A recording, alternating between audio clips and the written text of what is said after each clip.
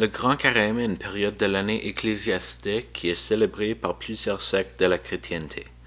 De nos jours, c'est une période de jeûne qui dure 40 jours, terminant avec la célébration de Pâques, la résurrection de Jésus-Christ. Mais le Carême n'était pas toujours une période de 40 jours. Lors des premiers siècles de la chrétienté, les chrétiens tenaient une jeûne de 2 ou 3 jours avant la célébration de Pâques, où les chrétiens iraient pour les 2 ou 3 jours sans nourriture ou boisson.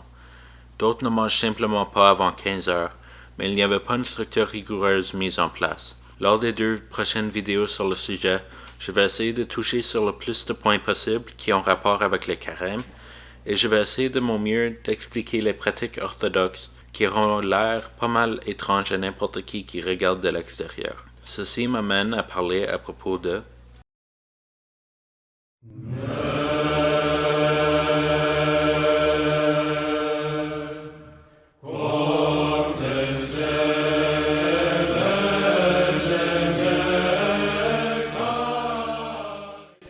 La période du Grand Carême est caractérisée par 5 choses fondamentales. L'abstention de certains aliments, une augmentation d'actes de charité, des offices religieux plus fréquents, ainsi que de l'effort personnel pour agir en appliquant les valeurs chrétiennes dans la vie et de persévérer dans la prière. Les aliments dont on s'abstient habituellement sont la viande, les produits laitiers, le poisson, le vin et l'huile.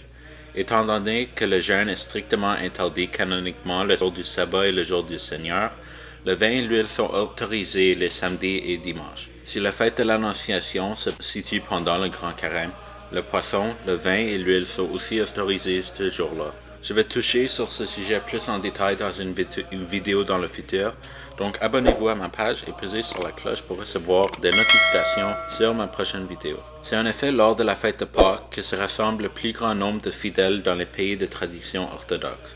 C'est parfois, bien plus qu'à Noël, le seul jour de fête dans l'année ecclésiastique où viennent même ceux qui ne pratiquent pas habituellement. Même les chrétiens d'autres dénominations participent à la fête de Pâques orthodoxe, soit par curiosité ou par tradition. De nos jours, par contre, seulement l'Église orthodoxe encourage le jeûne comme elle était fait dans les anciens temps. Les églises schismatiques, comme les catholiques, ont de nos jours une version moins stricte du carême qui inclut seulement s'abstenir de l'une de leurs passions et de jeûner complètement seulement les mercredis et les vendredis. Il existe aussi certaines églises protestantes qui ne jeûnent point. Mais, s'ils jeûnent, ils n'ont pas le raisonnement que l'Église orthodoxe possède pour pourquoi qu'ils jeûnent. Voici pourquoi je veux créer ce documentaire.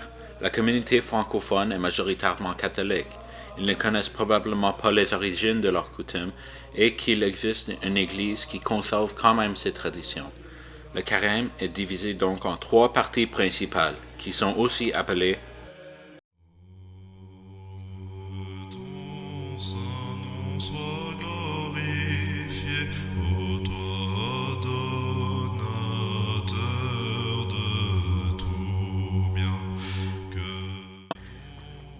Les premiers mois de l'année ecclésiastique sont un temps qui contient beaucoup d'événements dos à dos. On commence en septembre, qui est la nouvelle année pour l'Église. Et dès novembre, on commence déjà nos préparations pour Noël, qui est célébré en décembre. Un autre carême pour un autre documentaire pour un autre temps. Mais immédiatement ensuite, on célèbre le baptême de Jésus dans le Jourdain. Et par la suite, en février, on célèbre la présentation du Seigneur dans le temple. Et la semaine suivante, dépendamment de l'année, on commence la période du triode. Triode, qui veut littéralement dire 3 odes, qui vient du grec triodion, qui possède un raisonnement symbolique mais aussi littéraire. Symboliquement, elle fait référence aux saisons qui est séparée en 3 périodes. La période de préparation, qui consiste de 4 semaines, où les fidèles se préparent pour le chemin des carême.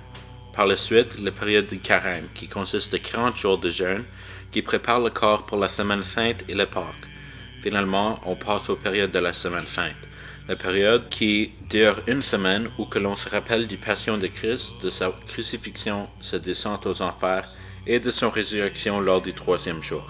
La période commence avec le dimanche du publicain et du pharisien et dure jusqu'au samedi saint, qui est le jour avant Pâques.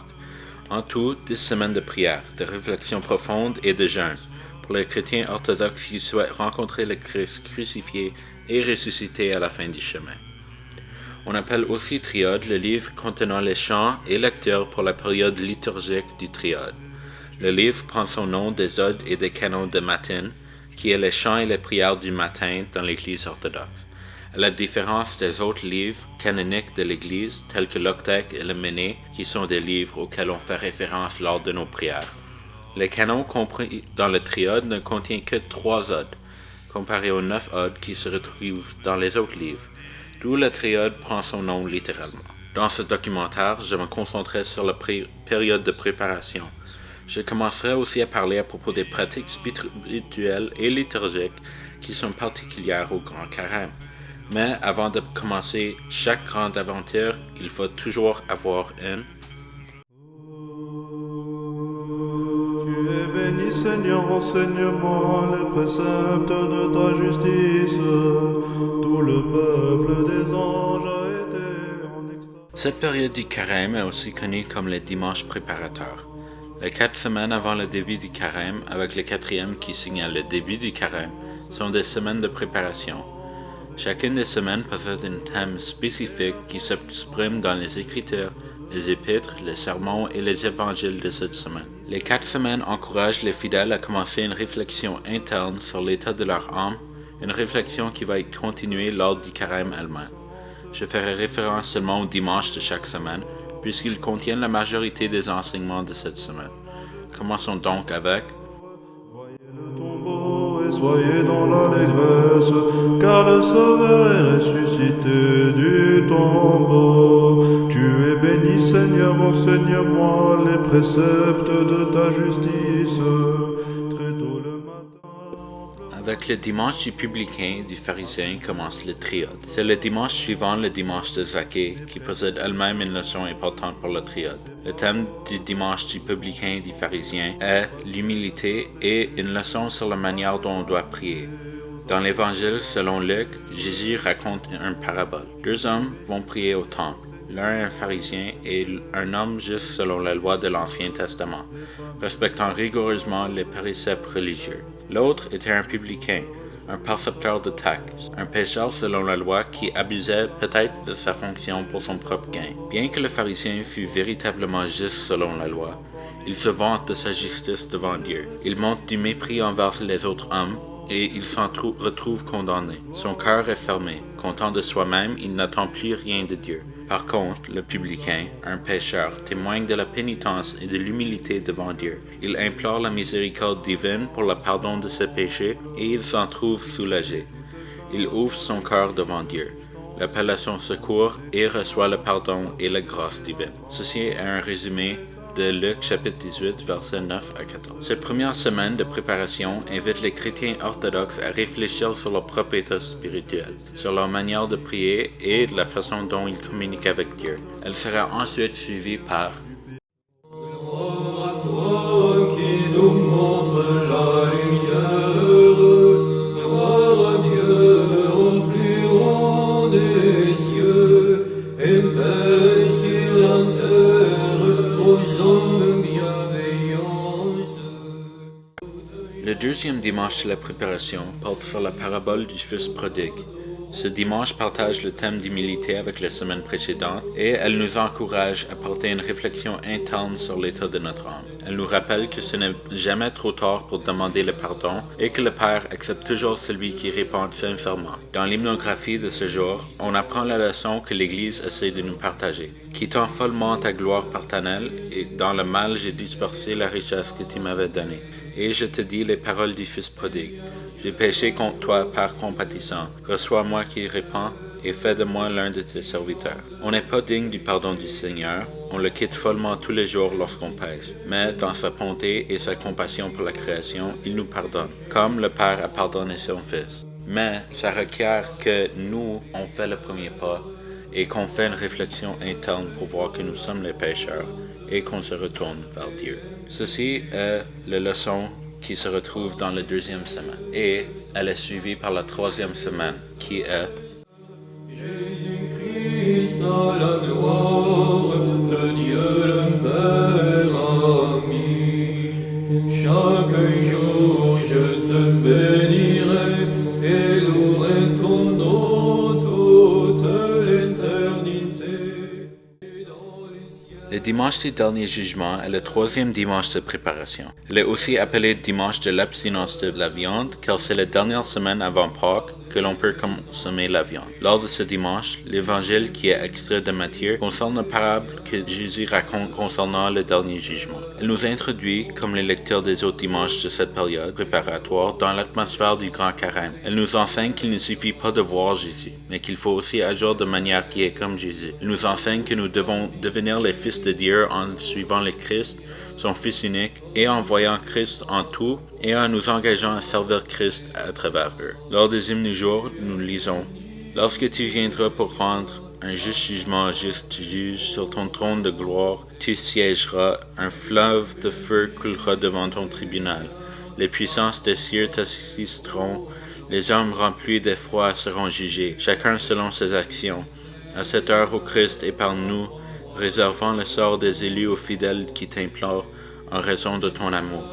Les livres seront ouverts et les secrets manifestés devant le redoutable tribunal, et toute la vallée des larmes retentira d'un terrible gémissement, lorsqu'elle verra les pécheurs envoyés par ton juste jugement à l'éternelle punition et pleurant l'irrédémable sort. C'est pourquoi, Dieu de tendresse, nous te prions, épargne-nous qui te chantons, unique bonté. Lors de l'évangile de ce dimanche, le Christ répète un même liste de conditions aux sauvés et aux condamnés. Car j'ai eu faim et vous m'avez donné à manger. J'ai eu soif et vous m'avez donné à boire. J'étais un étranger et vous m'avez accueilli. Nu et vous m'avez vêtu. Malade et vous m'avez visité. Prisonnier et vous êtes venus me voir. Ceux qui seront sauvés sont ceux qui ont agi de cette manière envers ceux qui en avaient besoin. Mais ceux qui seront condamnés sont ceux qui n'ont pas agi de cette manière. On serait donc pas seulement sauvé par notre foi, aussi par nos actions. Ceci est l'avant-dernière semaine avant le commencement du carême. La semaine finale est donc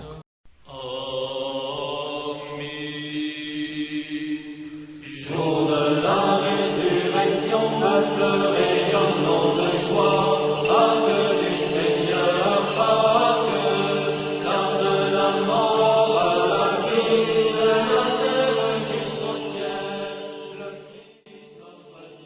le dimanche de l'expulsion d'Adam, qui est aussi appelé le dimanche du pardon, qui est aussi appelé le dimanche des laitages, est le dernier jour avant le commencement du carême.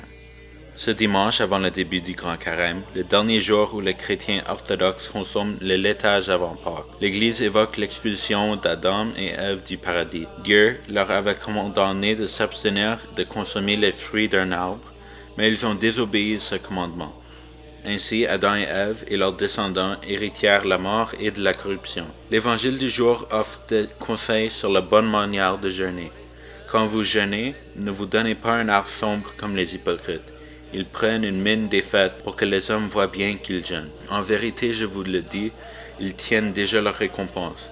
Pour toi, quand tu jeûnes, parfume ta tête et lave ton visage, pour que ton jeûne soit connu, non des hommes, mais de ton Père qui est là dans le secret. Et ton Père qui voit dans le secret te le rendra. Ce jour, on est rappelé avant notre aventure vers Pâques de la raison principale pourquoi le Christ devait venir sur terre et mourir. Nos ancêtres, par le péché, ont amené le péché et la mort au monde. Donc le Christ, qui est appelé Nouveau Adam, est venu pour renverser les actions du premier Adam. Par sa mort, il nous libère de nos péchés et ouvre le chemin vers le paradis à tous ceux qui vivent une vie en imitation du Christ. Après nos 4 semaines de préparation, nous sommes maintenant prêts pour Gloire au Père et au Fils et au Saint-Esprit. La lumière maintenant est remplie tout l'univers, au ciel, sur terre et aux enfers, que toute la création. Lors des vêpres du soir qui se déroulent lors du 4e semaine de préparation, on est capable de voir les changements menés à l'Église pour le carême. Les couleurs clergiques sont changées de blanche à violet, une couleur sombre symbolisant la pénitence. Le mauve est seulement utilisé lors du carême. Les prêtres et les serveurs d'autel changent aussi leurs habits à mi-chemin dans les prières pour porter du violet. À la fin des vêpres du soir, les fidèles qui sont venus participer forment une ligne et se demandent l'un et l'autre le pardon. On chante aussi le canon de la résurrection de Jésus pour nous rappeler de ce qui nous attend à la fin de ces 40 jours. Tout ceci est un rituel qui sert à nous préparer pour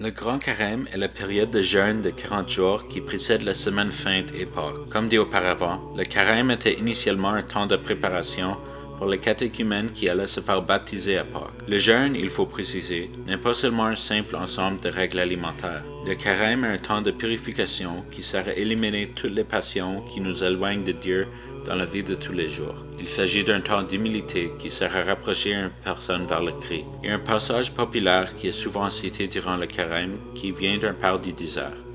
Il nous affirme que le jeûne alimentaire sans amour est inutile et que l'on ne peut pas jeûner sans amour ou sans prier, car les démons ne mangent pas eux aussi. Le jeûne du Grand Carême orthodoxe est l'expression de la lutte spirituelle de l'Église en tant qu'elle est en marche vers le royaume de Dieu. Il est essentiel à tout effort spirituel. Il y a deux formes de jeûne. Le jeûne total, qui est limité à un jour, et une attitude spirituelle pour la préparation de grandes fêtes lorsque une personne ne mange pas pour toute la journée. Le jeûne partiel est un long effort pour libérer l'homme de la tyrannie de ses instincts. On s'abstient de tout produit animal, de graisse et de vin, tous les jours sauf le samedi et le dimanche. Pendant cette période du Grand Carême orthodoxe, à partir de la date du lundi pur, qui est le lundi après le 4e dimanche de préparation, aucun mariage religieux, baptême ou fête ne peuvent avoir lieu.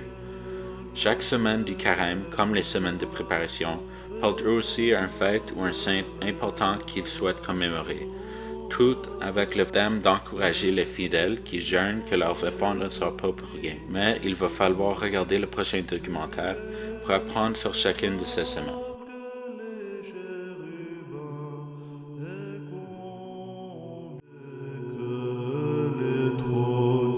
Réjouis-toi, épouse inépousée, réjouis-toi, chant des chérubins. La Grande Complie est une série de prières qui peut se faire dire à n'importe quelle période de l'année. Mais lors du Grand Carême, lorsqu'on essaie d'augmenter le montant de prières que l'on fait, l'Église a décidé de se faire une Grande Complie à chaque soirée que l'on n'a pas d'autres serveuses. Comme mentionné auparavant, lors de la première semaine du Carême, on chante aussi le canon de Saint André avec les complis. Les complis sont une série de chants, de psaumes et d'hymnes qui nous rappellent de la pénitence.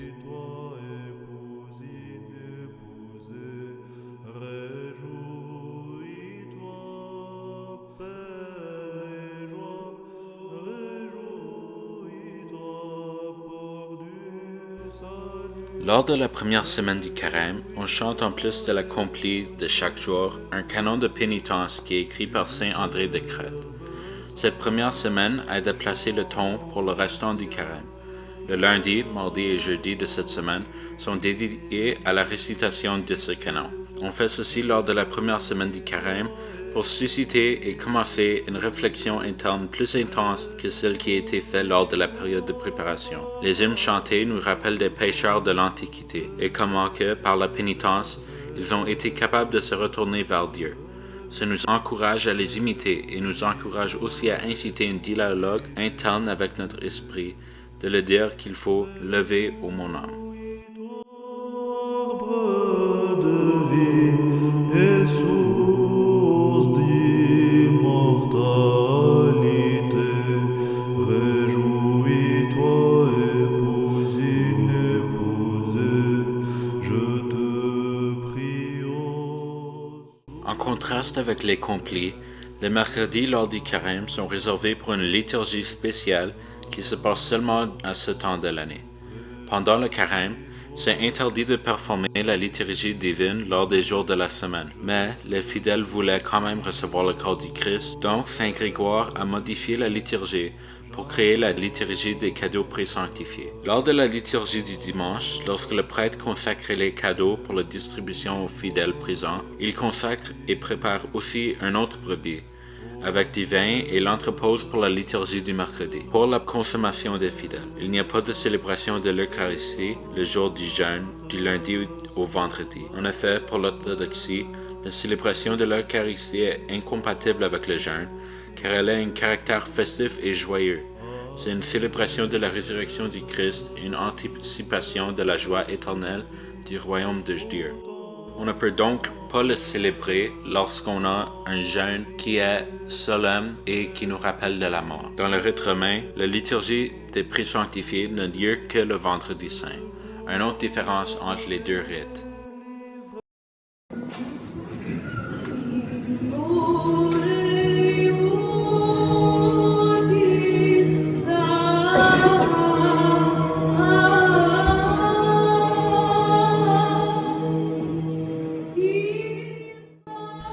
Les vendredis du carême sont aussi réservés pour une série de prières spéciaux.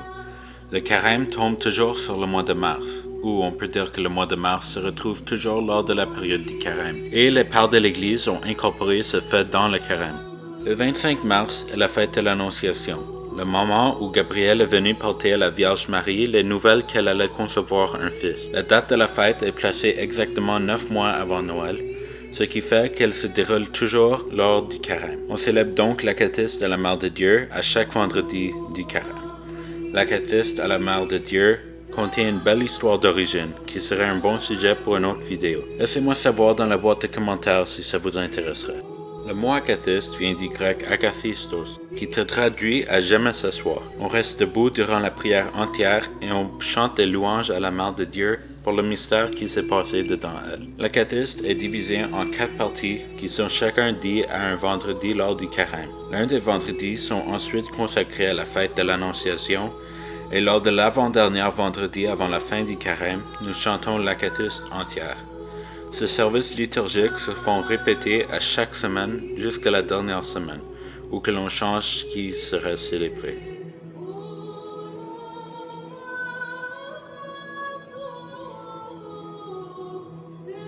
Et voici donc la fin de la première tiers du Triode. J'aimerais vous remercier pour avoir regardé ce documentaire et je vous prie de laisser un commentaire en dessous de la vidéo pour me laisser savoir ce que vous avez pensé, en plus de remplir le Google Form qui se retrouverait dans la description du vidéo. Lors de la prochaine moitié de cette série, j'aimerais parler un peu plus sur le carême et chaque semaine et le symbolisme qu'il porte. Je parlerai aussi à propos de la semaine 5 et finalement le Pâques. À plus tôt.